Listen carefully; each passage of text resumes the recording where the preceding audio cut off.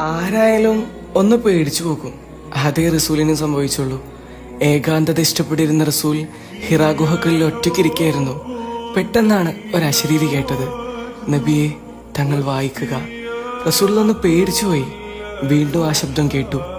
എഴുത്തും വായനയും അറിയാത്ത റസൂല് മറുപടി പറഞ്ഞു, എനിക്ക് വായിക്കാൻ അറിയില്ല.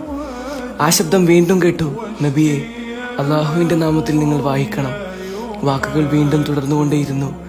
റസൂൽ ഇറങ്ങി വേഗത്തിൽ ഖദീജ ബീവിയുടെ അടുത്തേക്ക് നടന്നു. ഓടിച്ചെന്ന് പറഞ്ഞു, ജമിലൂനിയ ഖദീജ, എന്നെ ഒന്ന് പുതപ്പിട്ട് മൂടൂ ഖദീജ. റസൂലുള്ള പനിച്ച് വിറക്കുന്നുണ്ട്. ഖദീജ ബീവി പുതപ്പ് മൂടിക്കൊടുത്തു. റസൂലിനെ ആശ്വസിപ്പിച്ചു.